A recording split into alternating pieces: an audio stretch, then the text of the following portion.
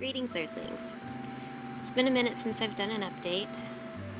I am now completely pharmaceutical free, and it's been hard. I thought I could record all the uncomfortable moments, but even trying to concentrate on what to do from one moment to the next is hard enough. Coming off the Lyrica and the Tramadol, I had to do it all at the same time. I came down to my very last doctor visit and last dropped down on the medication for like my last refill, and my doctor wasn't there anymore, and there was a new doctor, so I couldn't get my appointment right away, and I had to go almost a whole week without my medicine anyway. And in fighting the doctors and what happened, it was really unfair the way they treated me, so they did actually call in the medicine, and I could have went and got it, and I didn't. Do it. It's still there if I want it, but no.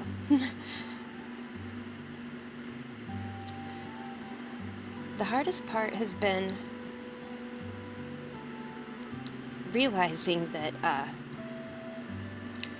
these past 10 years I've been taking medication to function in the same way that a crack addict or a meth addict, a functioning meth addict that goes to work every day and needs that to work, at which I've met people that would function perfectly fine for like 12 years doing those kinds of drugs because they could function. And that's about the same thing that the medicine, even though it's prescribed by a doctor and they say it's okay, it's doing the same thing to your body.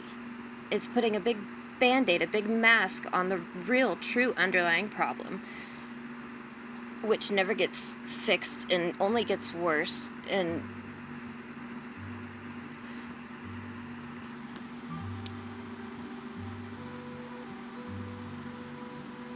the pain is still there. I have extreme flare-ups where my whole body aches just like a flu. And the fatigue. Sometimes I feel like I'm trying to move through muddy water, and it's all I can do to walk across the room. The anxiety has been the worst. It comes in big waves. And I just have to breathe, sit down. It's uncomfortable, but it passes, and they've been getting less and less. The first 2 weeks completely pharmaceutical free was the hardest.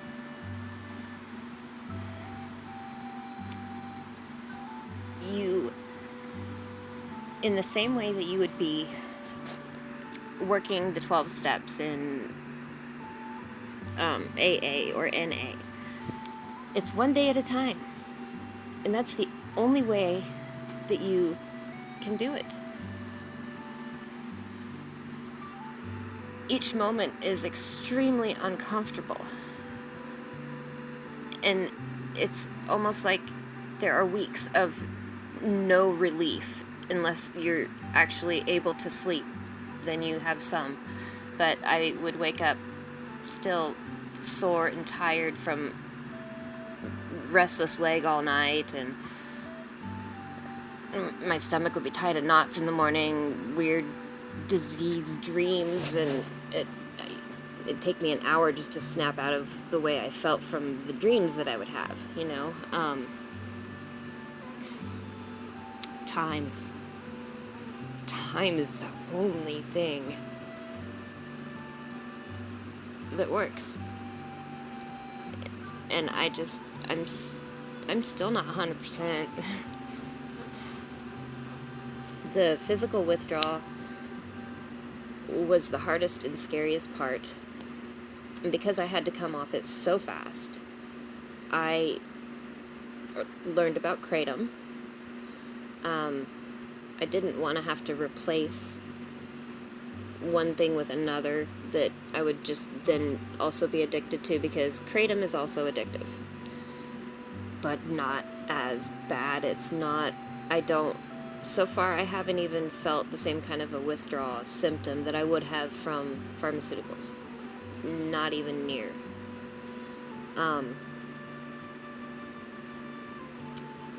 But it helped me to where I was still able to move throughout my day slowly and keep the withdrawal symptoms at bay. So kratom, if you need to come off it really fast and you can't find anything else, kratom does work.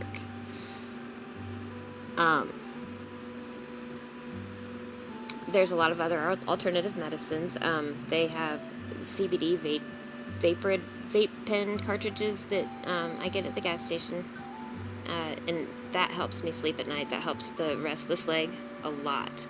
They also have it in tinctures or candies or all kinds of stuff. But the CBD is an amazing anti-inflammatory, and it helps with the anxiety and restless legs. So that's another good go-to. Of course, there's medical marijuana if you're in one of those states. And yes, it does help. They have it down to a science now, and you can go right in there to the dispensary and talk to the people at the counter, and they will recommend what will work for whatever ails you. Whatever ails you. You know. We're all not so fortunate to live in states where you can do that. One of the biggest things that helped me too is water. Not just drinking water, but because it's a very physical hypersensitivity that you get when your nerves start feeling again, you know.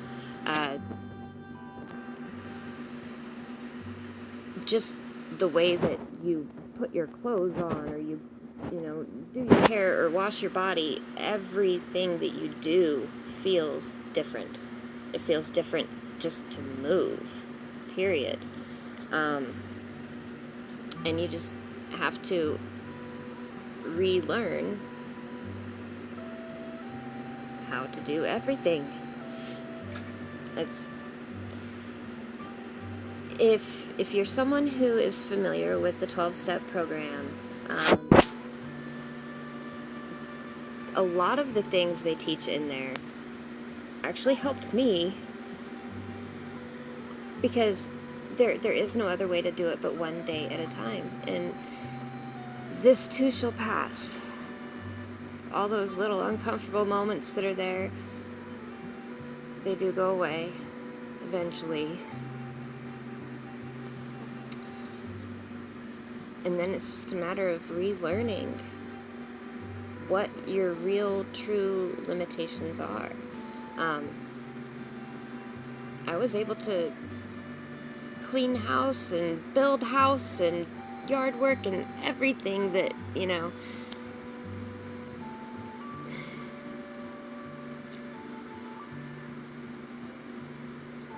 yeah. I had a lot of energy, and I was able to do a lot more on the medications. Now I get to learn what my true strength is. And it's not that. It's like I was high on crack for 10 years or something, and of course I could do anything. Yeah, anyone can. But I wasn't giving my body the right fuel it needed to do those things. And it was hurting me at the same time.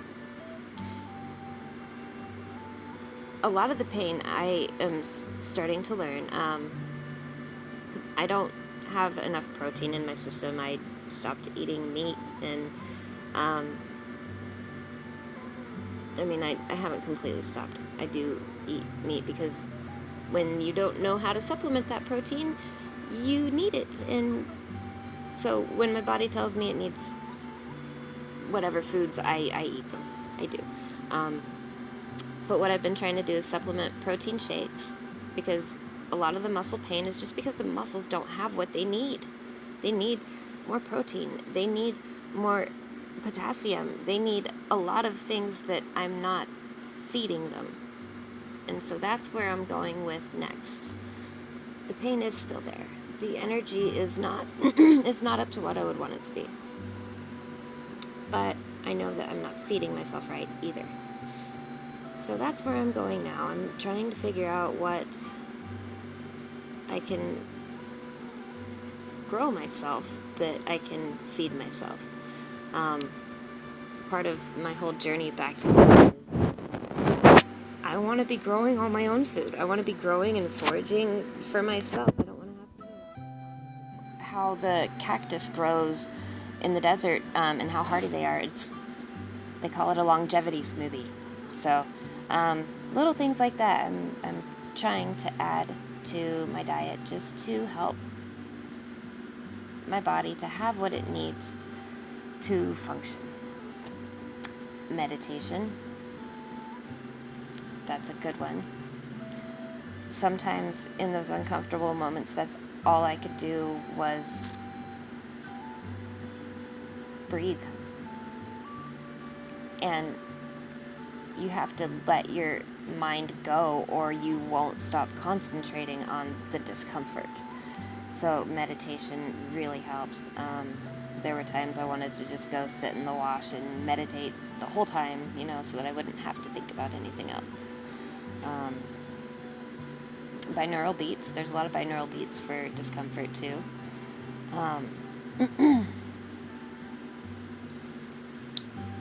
But water, being in water. The hypersensitivity would get to a point where I couldn't sit down, I couldn't stand up, I couldn't sit down, I couldn't stand up, I couldn't walk around, I couldn't do anything. I felt just this angst of discomfort all over my whole body that I couldn't get out of it. I just wanted to crawl out of my own skin.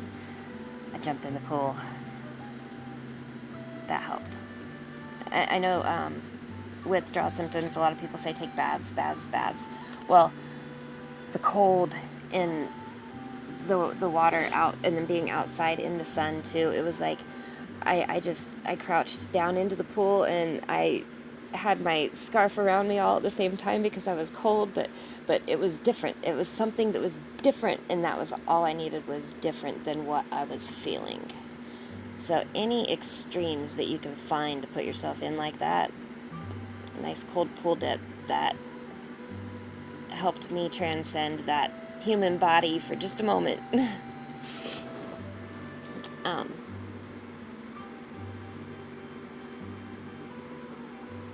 But again, time,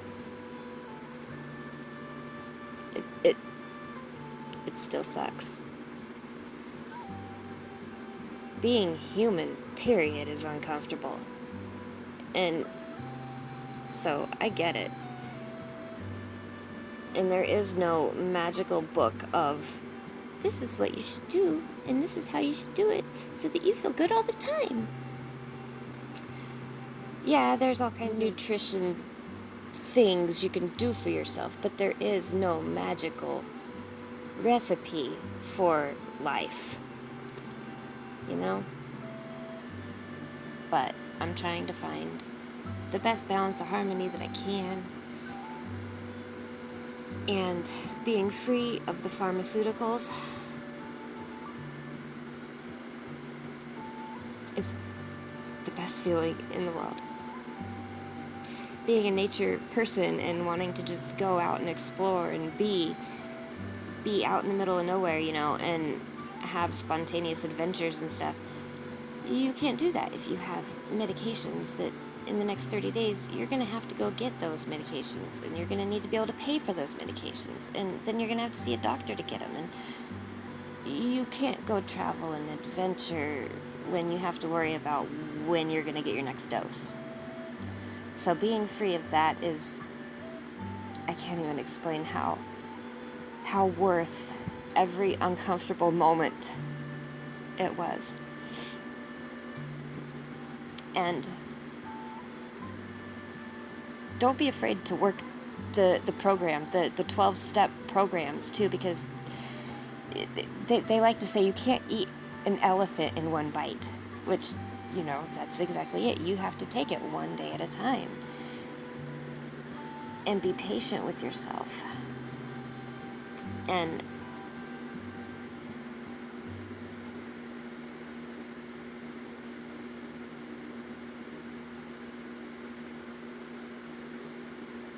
yeah. One thought that kept coming to my mind the whole time, because I would get really frustrated in trying to figure out my own strength, and like, this isn't working, and just simple little tasks that I would be trying to do wouldn't be working, and I would have to be patient with myself and breathe and remind myself there's plenty of time and lots of space. Just do it slow. There's plenty of time and lots of space.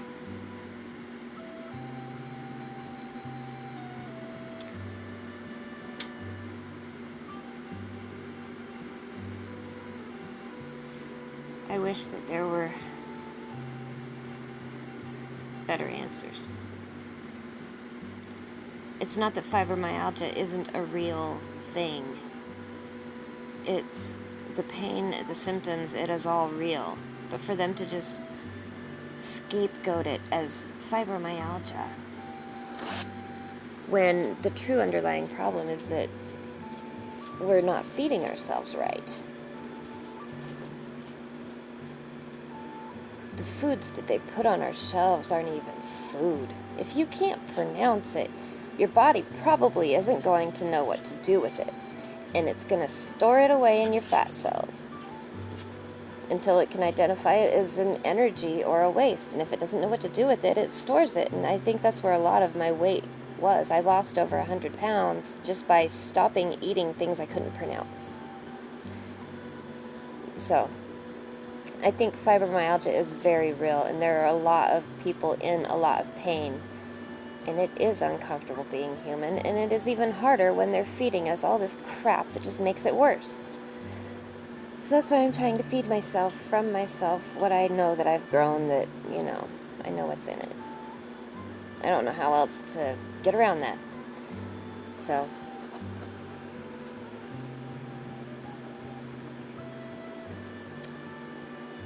any questions or comments, just please put them down below. If you do want to send me a private email, amykrieter@gmail.com. I know I am not the only one out there that was stuck on these medications and not knowing any other way.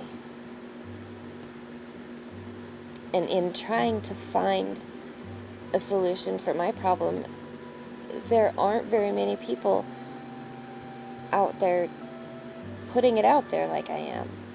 So I want people to know that there is another way, and that you can be free of it. And then you can learn who you really are and what you really feel like. And that's what I'm getting to learn. Yeah.